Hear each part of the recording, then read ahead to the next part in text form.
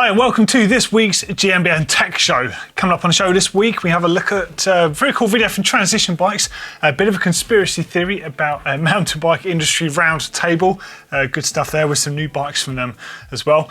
We have a look at the Yeti 2022 range, an orange Switch 6, nearly couldn't say that one, and a really cool mini-me project in Top Mods.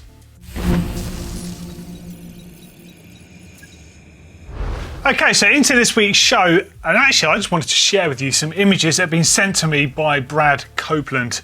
The images are going to be popping up on screen right now, and in case you're not aware, Brad Copeland is the team mechanic on the Scott-Sram Mountain Bike World Cup team. In particular, he looks after Kate Courtney's bikes, so quite a job on his hands, and he's one of the bigger characters, I guess you could say, in the mountain bike industry. Now, I think it's particularly cool that we see a lot of pro racers' bikes, but this is a bike that belongs to a mechanic, and it was specially created for him. So on screen now, you can see a shot of him wearing a comical hat with his bike, and a whole series of images. These images are awesome, by the way, so a big shout out to Susie Theus for sending us these images and allowing us to use them on the show. Lovely stuff, and her Instagram page is in the description underneath. Give her a follow, she takes some amazing stuff. Looks like she might have a Hasselblad as well, looking at her feed, so a serious photographer there. Now, the bike itself is well, it appears to be a Scott Aspect e-ride, so it's a hardtail e-bike, and it's been painted up by Made Rad by Tony. Now, we've referenced some of the paint jobs he's done in the past. Some of the bikes he's done include, like Bryn Atkinson, for example, has had some awesome stuff. But this actually just might be one of his best bits of work because it's such an alternative project to be involved in. I mean, we see pro bikes all the time. We never see bikes like this that actually can do some really cool alternative work. Now, I'm not really sure where and how Brad uses this because at World Cup, of course, you have pit zones and things like that, and of course you have the actual pits. But nonetheless, it means he can support Kate when she's out on training rides or anything else by going with her and be able to fix anything, and anyone else for that matter, judging by the sheer amount of stuff he's able to carry on here. Spare wheels front and back, there's 2 on the back, 2 on the front. Also, you might notice if you look in some of the pictures, the rear spare wheels appear to have a new pattern tyre from Maxxis, cross-country tyre. I'm guessing looks very similar to the Barzo by Vittoria. Interesting how brands do this, isn't it? Well, anyway, so Made Rad by Tony paint job on there, following the oil slick kind of theme. It's got HT components, pedals. It's got the Scott one-piece bar on there. It looks like the Syncross Hickson style setup there, all painted just amazingly in this kind of like oil slick finish. Same with the frame. I mean, oil slick kind of goes both ways. I actually love it. I've got loads of oil slick stuff on my bike, but I think some people feel like oil slick's been done, but this is the best way to do it. Absolutely overdone in every way. It just looks incredible and it really does showcase what you can do as a painter. Now, the bike's got a whole bunch of really cool, interesting things on here. So let's start by going to the back of the bike, and it's got a rack on there, and the rack itself is something quite cool. So look at it up close. It appears to be looking like it's made from an Abbey Tools wheel alignment jig, and it's kind of a 3-piece rack. So using an old mountain rack and a Robert Axel through-axle system to mount it to the bike, completely custom. Now, it should be said that the bike was made in the Abbey Tools workshop. Abbey Tools are a long-term sponsor, I guess, they work directly with Brad on tools and stuff like that. And as a result, it's got a really cool toolkit. But having to get the bike built itself in their workshop as well means it could have some very cool things done to it. Jason and the crew at Abbey Bike Tools are absolutely amazing, and their tools, if you're not aware of them, you must check them out. In fact, why not? There's a link to them, to their Instagram underneath, and there will be a link to their website on there, but just check them out. Absolutely beautiful tools there. Jason's a rad guy as well. But a whole bunch of cool stuff on here. So let's go back onto this, and you'll notice it's got what appears to be one of these, like a Topic Tubi booster. In fact, it's got 2. It's got a real one and it's got an alternative one. Now, if you look up close in the detail shot that's on screen now, it looks like it's a battery-powered compressor, a custom-made battery-powered compressor, which I guess Brad could use to inflate the tyre directly, or to charge the Tubi booster in order to seat a tubeless tyre setup, depending on what the capacity and the output is on that battery-powered version. But it's really, really useful. I'm guessing that's how he's using it, otherwise you're carrying 2 for an unnecessary reason, really. Now, there's a pellet case on the back, so you see on toolbox walls you've got cases loaded with tools. It's got one smack bang on the top of that rack, absolutely loaded with Abbey bike tools. There's Wearer stuff in there I can see, and of course loads of Nipex gold. So he's a very picky man when it comes to his tools. Seems like he's got the really good stuff in there. It's all good to see. There's a selection of spare wheels on there. There's 2 on the back, there's 2 on the front as well. Mounted using Abbey Tools through axle systems, or that's what it looks like anyway. Pelican cooler on the front there to stash a few beers. Got to say, if I was going to have a beer cooler on the front, it'd probably be a bit bigger than that. Might have a few more beers in there, but I like where you're going with it. It's just awesome. Look at the thing. It's just fun. No one does this. Why does no one like make the most of what the mechanics do? You know, the World Cup racers are all incredible. Don't get me wrong, it's them that does the work on the bikes, but they wouldn't be there a lot of the time without the support from the behind the scenes crew. And there's a lot of people that do that. The sports masseurs that will always travel with them and look after the physicality side of things with the athletes, the team managers that tirelessly look after them and do all the organisation, the drivers that get the big rigs there. There's just loads of stuff that goes on. Of course, the mechanics, let's face it, it's quite a pressured job, because if you do something wrong on a bike and it's your fault, that could ultimately lead to them not winning a race. So pressured job for those mechanics. So big shout out to all the World Cup mechanics and all the race mechanics out there, including you, Brad. So thank you for sending these images in. Now, looking through these images again, it's made me think that mountain bikes are used in lots of cool ways. Right, this is an e-bike. Of course, you wouldn't want to necessarily pedal around that amount of weight of gear on a normal bike, so that's a really good use for it. Now, we've seen Kona in the past have had like their utility bikes carrying like chainsaws and stuff. I think we saw one of their bikes at like Eurobike or somewhere, designed for trail builders. Now, I reckon mountain bikes are used in a lot of the world that we're not really that aware of. So I'd love to hear if anyone's got any sort of recommendations on bikes that I could check out for bike checks, of how mountain bikes are used in alternative different ways. We've seen paramedics on them, we've seen security at airports, of course trail builders carrying chainsaws and stuff, mechanics like Brad. Let us know if there's any possibles out there that we could check out, because I'd love to run a series on how mountain bikes are used outside of mountain biking, because I think it's really interesting just to see what's going on. Okay, now it's time for news. First item in news this week is the GoPro 10, of course, has just launched. Everyone's favourite onboard camera, POV camera, whatever you want to call it. Let's face it, we can't deal with that, can we? They're brilliant little pieces of kit, and I know there's a bunch of others, alternatives on the market now, but GoPro still seems to have the market share, still seems to be doing things right. So this is the 10 on screen right now. Yep, same but different, just better spec, more stuff going on. So it's got a brand new processor on the inside. Hopefully that leads to them not freezing up. They can be guilty of that from time to time, having blackouts and stuff. So it'll film 5.3K at 60 frames a second, but here's a good one. It'll do 4K at 120 frames a second, so that's really cool. It's got the Hypersmooth 4.0 stabilization on there, which, to be fair, is pretty amazing. It's pretty special stuff. Now, if you skip back to how GoPro used to be, I mean, in fact, I've got some old GoPros here. It's actually pretty funny. Look at this. Right, so that is a Hero 2. I've even got a Hero, original Hero there. This thing was absolutely horrendous, but so cool at the time. You could plug various stuff into it. It takes an SD card straight in the side there. Awful quality. In fact, I might see if I can get these fired up, because I've got a few. Got Hero, Hero 2, Hero 3. I've got the original Hero that didn't even have a wide angle lens on it somewhere, which had like 3 megapixel sensor on there. But they've come an awful long way, and you can do so much with them. In fact, you could say you could deal with just one of these, which is quite cool. It has a little screen on the front, so you can talk to it, you know, use it like a creator. But also, they do a bunch of accessories, so you can actually use it like a legit camera in its own right. You can get a microphone, like a shotgun mic that attaches to the top. You can get a screen that goes on the front. You can even get a light. There's a whole bunch of cool accessories to go with it. It'll do 19.6 megapixel grabs from videos. So that is a really, I do a lot of screen grabs from video clips. I use them as photos on Instagram rather than taking the photos, which would be 23 megapixels. But just under 20 megapixels for a screen grab. And if you're shooting at that frame rate, you're going to get like really good quality stills as well. You can upload straight to the cloud directly from the GoPro. And yeah, that's about all you need to know. It's a really good bit of kit. And as far as I know at the moment, they're doing them for quite a good discount as well. So if you're in the market for a new POV camera, get involved. I think I'm still on an old 7 or something, so it's probably about time I upgraded. Who uses GoPros out there? Do you like them? Do you love them? Do you think they should still make the Session? We do. We love the Session, but bring it back. That's what we say. Okay, next up in news, Yeti 2022. Again, it's I think a bit more of a case of same but different. You know, a refined range, a few more little tweaks here and there, but overall the range is what we're familiar with. So I'm just going to talk about three bikes, well, two bikes really in particular here. The SB115, so it's 115mm travel on the back and up to 130mm on the front. Really it's their down country bike. Now let's just draw a line here and just make sure everyone's aware of what down country is. It's just aggressive cross country.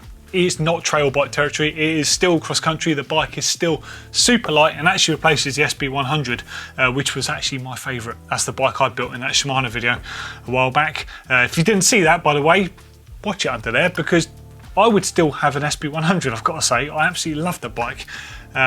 But I wouldn't say no to an SB115, let's face it. So the rear end on it now caters for bigger tyres, because of course cross-country standard is catering really for 2.4 inch tyres. So just that bigger volume, bigger space. It has 4 piston brakes, front and rear. In the video I actually put 4 piston on the front of mine. I didn't feel like I needed it on the 100 on the rear, but maybe on the 115, if you're getting a bit more speed out of them, yeah, why not? They've got a new Glacier colour, which is quite nice, got to say, alongside the Turk and the Anthracite, which are the kind of classic looks on those bikes. SB130, now this is the trail bike. Now, they do a load of cool specs on this, including the lunch ride format. So the lunch ride thing was they wanted a bike to winch to the top of their nearest hill and absolutely smash it on coming back down. And you don't need something as big as an SB150 or a 165 or anything like that. So they were like, let's make a lunch ride edition of the 130, so you can basically like business up front and business out back, party up front, the opposite way around kind of way of thinking. So 160mm fork, 130 on the rear, 2 new colours, Rhino and Watermelon. Look at this is the Watermelon. That is absolutely amazing. I mean, it actually puts me in turmoil because they do a really cool green colourway, they did a really cool orange, looks amazing, but I look at them and just think, it's not desert turquoise, it's not the Yeti colour that we know, but the Watermelon, yeah, I'd have trouble deciding between that and a Turk. What would you pick, Turk or Watermelon? Just a random thing underneath. I think the Watermelon looks absolutely amazing. Now all the other colours, all the other models are there in a range. The SB150, as used by Richie Rude, of course. But there is one other thing that stands out, and that's the Arc hardtail. Now it kind of goes under a lot of people's radars. It's a trail hardtail, it's not a cross-country hardtail. I guess you could cross-country it because it's going to be super light anyway. They do a lunch ride spec with a bigger fork on it, up to 140 I think. But there's this one, look at the colour of this, they call it champagne. Now I like this, it's kind of like an off silver, so at a glance it looks raw, but you look it up close, it looks a bit classier. That is a really, really nice finish. Moving on, Transition bikes. Now before we talk about the bike that they're launching, I'm just going to throw a little clip of their video up on screen. You really must watch this is great. These guys have got such a good sense of humour, and actually it's kind of probably fairly true to a degree. There's going to be a link to it in the description underneath. And it's essentially a bit about an MTB roundtable, which we often joke about on GMBN Tech behind the scenes, thinking that there's some big conspiracy where all the industry is deciding what should be launched that year. Of course, that's not really how it works, but it's still pretty funny to watch. So have a watch of that, it's in the description underneath. And you'll probably notice when watching it, they're launching 2 alloy bikes, which is great. It kind of goes against the grain. Everyone's going carbon and futuristic, and they're like, no, alloy still does it. Here we go. So you've got the Scout and the Sentinel in alloys. So there's 2 options in both of those. So the Sentinel is 29 with a 150 and 160mm travel option on there, small through to double XL. So that's a 420 to a 521mm reach. Plenty of good size options on those. 76 to 78.2 degree effective angle. That differs slightly just with the overall geometry as the sizing moves. 63.6 degree head angle. Pretty rad stuff. The Scout is 27.5 inch wheels, so very much like the party bike. And again, actually an alloy bike with 27.5 inch wheels, kind of against the grain. But I like that, that's cool.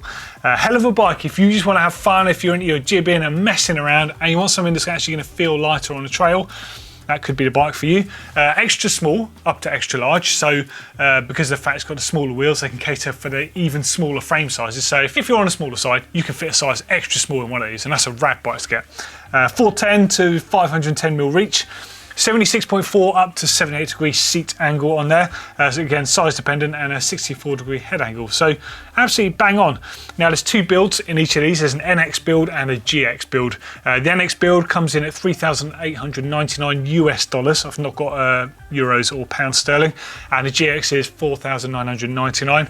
The NX has got a Fox 36 Rhythm Fork and a Float X, and the GX has got a Fox 36 Grip 2 Performance Elite and a Float X Performance Elite shock, with all the sort of trimmings on there. Both of them really sound bikes, great geometry on those. Everyone I know that rides a Transition absolutely loves them. The brand has just got the right thing going on. Way to go, guys. And also, I love the video. It's just cracked me up. So just a few more points on them. Lifetime warranty, all alloy frames. They've got SRAM Universal derailleur hangers on them. Enduramax sealed bearings with bearing shields as well, which is a must if you ride in dirty conditions. Threaded bottom bracket. Bravo, that's the way to do it. Moulded rubber chainstay, seat stay and down tube protection. External rear brake, cable routing. Water bottle storage inside the front triangle. There you go, that's all you need to know. Watch the video, it's underneath. Last up in news is the orange Switch 6 team.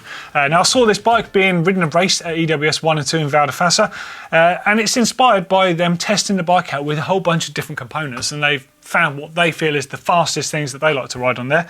And it's basically a team replica, but you can buy these things.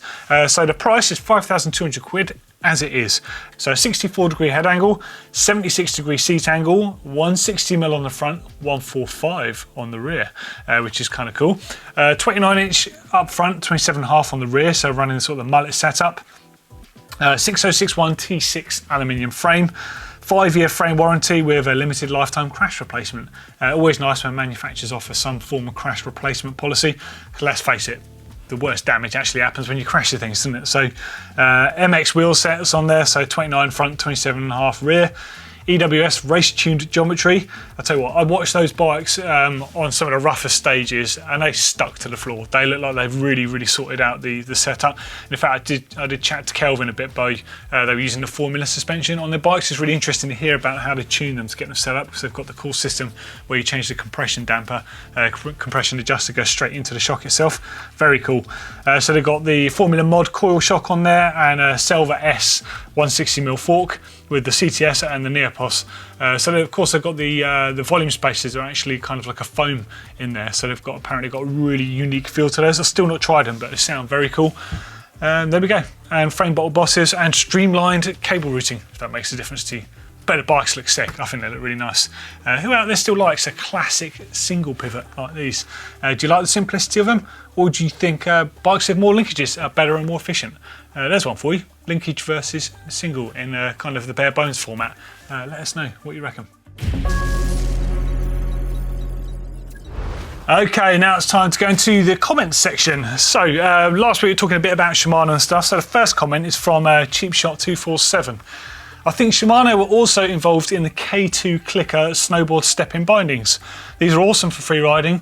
We used to change the bindings over front to back so the release handles were inside your feet, then tie an old leash between the handles so you could grab the ripcord and release your feet. That's a great idea. They weren't very stiff, so became unpopular as parks became more popular for keeping boards away from the skiers. Yeah, I think I did read in a book somewhere about the snowboarding mounts, but I didn't realise they were K2. I'm going to have to go into that a bit. That's cool stuff though, to know that. Guy D4067 says, sign me up for a Dior XT t-shirt. Ridden that stuff for ages, it never fails. Yeah, it's funny, isn't it? Like, it's just, if you want no fuss, just want to get on and do it, XT is the one. Awesome. T5150. My best bike is actually one that costs 400 quid. It's so much fun, and if I break it, it's cheap. Hey, do you know what? There's a lot to be said for that. You know, some of the sort of cheap bike challenges I've done in the past. Even my stag do was on cheap bikes. We had, I think we had like 50 quid or whatever it was, I can't remember now, to spend on the bike, and you had to have not seen the bike when you spent the cash. I bought mine from someone at a pub who was selling his wife's bike. Never met the guy before, never seen a picture of the bike, so handed over the cash and had like a woman's step-through frame and turned it into even worse bike and had the most amount of fun riding it. He didn't care about it and he just got the simplicity back of just riding a bike, not thinking about all the stuff that's going on. So yeah, I'm with you there. Actually, it doesn't matter what you're riding. If it's a cheap bike, you probably have more fun on it anyway. Doranimal says, Doddy, you're more than welcome to give the Preston a Viking funeral. Ah, okay, you're the one with the white PRST1. Great. It won't take long for it to be back together. I also have a Foes Fly, the first modern enduro bike. Yeah, it was. It was, I think, a very misunderstood bike when it came out. A friend of mine from Bradford-on-Avon had one, actually. And I just remember it being abnormally light for the amount of travel it had, so it kind of didn't really fit in many camps. Yeah, I had a Kernut shock on it as well. A Canfield the One and a Maverick ML8 if you want to go full retro. The Foes is the most efficient bike Uphill owned until recently. The shock is amazing. Brent Foes, certainly no suspension. Yeah, I had a Foes LTS for a while when working on MBUK. We had a Kernut shock on there, and I couldn't believe how well that thing pedalled, and I ended up riding it just a lot of the time around just because it pedalled so well. Yeah, actually, I'd love to see the Fly and have a closer look at the Kernut just to sort of see how far ahead those shocks were. Pretty interesting stuff. Hey, thanks for the offer on the bike. I might take you up, but like I said, White Bikes have got that one and they've offered me to ride that one. But Viking Funeral Rider, kind of like it. Paola Capozzi says, Yeti e-bike sounds like an oxymoron. Sounds like a fork scratched on the blackboard. Sounds like something that should not exist. Oof, ouch. Right, let's have a quiz, shall we? We haven't had the quiz for a while, so 3 questions coming at you on screen. First question, hip lock. What are they known for? Kind of in the name, isn't it? Second question, why did Orange Bikes call their company Orange? This is a good one. And the last one, who does Brad Copeland mechanic for? And we'll pick that one up a bit later. Okay, now it's time for top mods. So if you've got anything cool you've done to your bike, you've done to your wife's bike, you've done to your kid's bike, done to anyone's bike, show us. Sing about it. There's a link right there at the bottom of the screen. There's another one in the description underneath. Anything you do to your bike to make it different or better is great. We want to see it. So the first one, well, the only one this week, because there's so many images, it's a mini me bike spec. I love this. So father has sorted out a little baby bike to look pretty much just like dad's bike, which I just think is amazing. This is so cool. So this is from Marcus in Utah, USA. My son is 3 years old and really showing some bike skills. However, as he graduated from a balance bike to the pedal bike, he really struggled with the caster brakes. I searched everywhere and couldn't find a kid's bike without caster brakes. I stumbled on this old Specialized BMX with a free hub on the classifieds and snagged it. I soon realised the bike needed serious maintenance. The whole project snowballed and ended up doing a complete rebuild on the bike. I wanted it to match perfectly to my Commissar Meta, and I've got pretty close. The handbrake was seized, so I fitted a Shimano Sora lever, rebuilt the caliper, which is also seized, and ran red Jaguar cables. Painted the bike. Oh man, look at this thing. So he's got a neutron saddle from the wife's Scout on there to sort of stand over height. Dude, it's almost like an exact replica. It looks so sick. I love it. Used my wife's crafting vinyl cutter to match the Specialized logos, the Lyric logo. Oh man, what an effort. And you've also done some mods on your Meta, which is a super nice bike, by the way. So Cane Creek Kisuma air shock in there. Lovely bit of kit, that. 1-up pedals, 1-up carbon handlebar, Aaron Gwynn signature grips. I had to set those a long time back. 40mm anvil stem, and I'm saving my pennies to put some Magura brakes on it. The best brakes in the business, in my opinion. I've got some of those at home at the moment. Very nice brakes. And I'm about to pick up some very old ones as well. Do a bit of a comparison where they've come from and where they're going. So you've got an all-mountain protection on your top tube there as well. That's really good stuff. I think that's probably like the thickest and most protective of all of those sort of tapes that you can get for your bikes. If people don't know about all-mountain protection, there will be a link, hopefully, down there. If our AD guys forget it, hassle me in the comments and I'll put a link in for you. Work less, ride more. Always love that. Oh, dude, there it is. And there's the side-on shot and there's your lad. How cool is that? That's great. Let's face it, like, when kids are super young, they want to be like mum and dad, don't they? Until they know better, and then they don't want to be anything like mum and dad. So you've got to enjoy it while they do. So, oh, dude, I love it. I love the Lyric logo on the fork there and the Specialized on the frame. I'd almost go as far as saying the paint job on the on your son's bike is probably better than the one on your Commissar. Absolutely love it. I think it's so cool. Proper labour of love right there. If you've done something cool to your kid's bike or you've done something cool to your own bike, please send it in and we'll feature you on the show. Get involved. There's a link once again on the bottom of the screen. Okay, now it's time for Bike Cave. If you have a cool garden shed or space under the stairs or the back of a van, anywhere that's cool where you keep your bike, the smaller and the weirder or the grander and more extreme, the better. Polar opposites, please. Anyone get involved? There's a link right there and another one down there. Right, now what have we got this week as our first Bike Cave? Appears to be a crank selection. I've got those XTRs, I have the XX1s, I don't have the other ones though. You've got a good selection there. So who is this? It's from Ben in Tasmania. This is my bike shed. It was once a hot mess of all sorts of stuff ranging from boat gear to chainsaws. I know a guy called Ben in Tasmania. I'm guessing there's more than one Ben in Tasmania, but he's actually the guy that used to have the foes that I referred to earlier in the show. I've slowly been adding organisation to the space and I've introduced some new tools as I've required them. As you can see, I've got quite a few bikes and bike parts, but you never know when they might come in handy.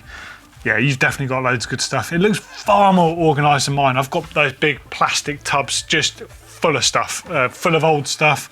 I really need to get rid of a load of it because it's all stuff I've kept just in case, and the just in cases are just never happening. I think I need a car boot sale just to have a bit of a clear out. In fact, does anyone know of any good mountain bike car boot sales in the UK? PT's guys did them for a while, and Mud Dock Cycle Works in Bristol, they used to have one at some point, but kind of lost track of everything because of all the COVID stuff. If anyone knows, it'd be super helpful because I've got a load of stuff I want to get a shot of, and it sounds like the perfect place. The Santa Cruz V10 just casually lent up. Dude, you've got a serious selection of bikes, so you really like your mountain biking then, don't you? Loads of spare tyres, loads of spare wheels. And here we go, here's the workshop part. Okay, so you've got a proper decent workbench there, compressor underneath, rubber, rubber flooring you see for long-term working, standing in your workshops. You run 95 PSI in your rear shock there apparently, according to your notes. Monkey's brake cleaner, loads of good bits of bike stuff. You've got those magnetic parts trays, an old giant Cadex frame. Wow, yeah, there's a blast from the past. You've been doing this a long time, haven't you? Oh, Manitou 4s as well. Loads of disc rotors. Oh, dude, I think actually you probably might have a similar amount of stuff to me.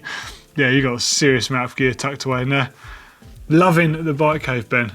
Rad. And also, well, let's move on. So next up, in a completely different vein, this one's from Richard in Glasgow. After being inspired by Doddy and Blake's Bike Caves, I wanted somewhere I could work on my bikes and dream about the next project. Hope you like it. Well, your first shot, I absolutely love. You've got a tool tray drawer with all your foam, whether it's shadow foam or Kaizen foam, I'm not sure, but it looks awesome. It's something I kept meaning to get around to doing, but I keep adding tools and swapping tools, so I just never think I'll get to a point where I have one setup. But I do like the way it looks. It is cool. So you've got your Park Tool banner, various Park Tools, and various other stuff. It looks like you got a Wera selection of tools in there as well. Wera make lovely Allen keys and screwdrivers. A load of Park spanners there, ranging from 17 down to 6. Some cable cutters, Stanley tools as well. You've even got a bit of a wardrobe going on in there. I guess you got that inspiration from Blake's setup. He's kind of got cupboards and stuff in his place. I think he's in the process of waxing or oiling the wood in his. He was saying something about, because it's essentially a garage in his, sometimes the wood swells slightly, makes the drawers stick a little bit. So I think he's going to remove them and oil everything down so it seals them in so they're not affected by damp and moisture in the wood. He knows what he's doing, sounds cool. I really liked being in his place the other day, actually, it was cool. Shot a video with his crab bike, actually, it should be coming up on GMBN Tech soon. I thought it was a bit of a joke when he made that bike, but actually, fair play, Blake's nailed a pretty cool bike, and although it's a bit on the wonk, it's really cool, and he made it at home with no special tools. I love that, I think that's super cool. Really inspired me, actually. Loving the clean look of your Bike Cave, though. Everything's going on. Enormous roof box on the top there as well. Nice. And we're out of the Bike Cave this week. Thank you for sending in some great stuff, and keep them coming. Right, quiz answer time then. So, first question was hip lock. What are they known for? Anyone get that? Well, it's wearable bike locks. Now, the first product they launched was the hip lock, and it was quite literally a lock that you can wear as a belt. Now, you might have seen cycle couriers using the famous kryptonite, what do they call them? Forget about it. the big New York sort of chain lock, and just wearing them around their waist because of the fact they're so heavy. As soon as you put them in a bag, the bag's swinging around all over the place. And they were inspired by that and thought there's a better way of doing this. So they created this system. It has a sheath essentially that has a big Velcro strap that loops back through a loop that's on the actual padlock itself. So you can wear it as a belt, super easy to take off, lock your bike up using the actual shackle part of there.